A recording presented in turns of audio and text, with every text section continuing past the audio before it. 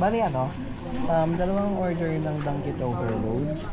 Tapos, isang caramel latte. Ice po. Ayan, ito. 2 overload, 1 caramel, 1 Spanish aloha. Okay. Goods. 151. Table number po.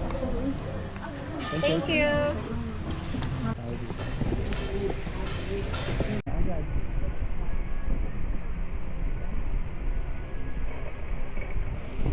Siyempre, hindi ako lagi sa ilalim.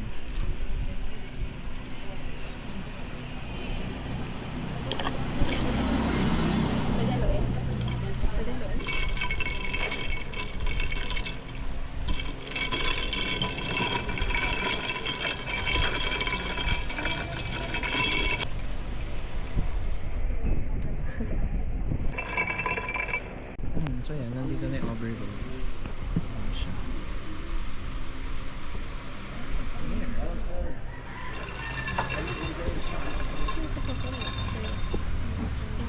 Ay, sorry. Binibigay na sa atin. Pakuha na.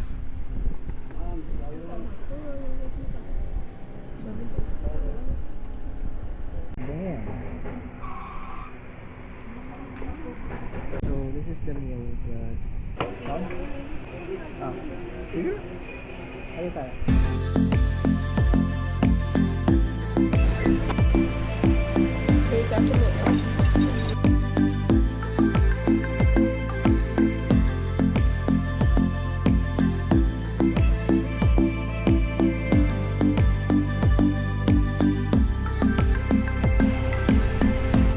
And yun nga yung naging meal namin dito sa The Coco Cafe. And talaga namang sulit na sulit simula Hagnaya Port hanggang dito sa may Bantayan Island dahil hindi talaga kami kumain. Ito yung naging breakfast na namin.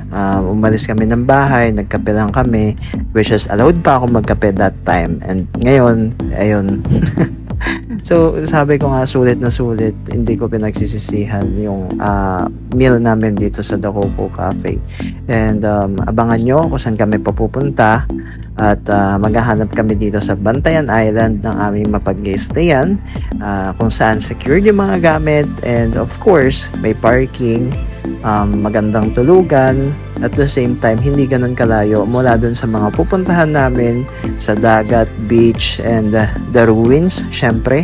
Yan yung isa sa mga pupuntahan namin. Kaya sa abangan nyo sa susunod na video kung saan pa kami makakarating. So, eto muna yung ilalabas ko, The Coco Cafe review, and overall, 10 out of 10. Talaga naman sulit yung ibabayad nyo dito, and talagang masarap yung pagkain nila. Talagang, alam mo yun, fresh, and kayo na humusga. Basta sa akin, 10 over 10, pati sa partner ko, kay Papa, na taga Cebu naman talaga, sabi niya, masarap daw din talaga, and hindi kami nagkamali na i-visit to, The Coco Cafe, paglapag namin dito sa may Bantayan Island. So once again, if you can ride or drive motorcycle, pwede naman kayo mag-hire, madami dyan paglapag nyo sa port. And may mga e-bike din doon as far as I know. And kung hindi naman, you can ask for tour guides, which is meron din. So ayun, hanggang dito lang muna. Ingat kayong lahat, and thank you for watching mga pre. Salamat!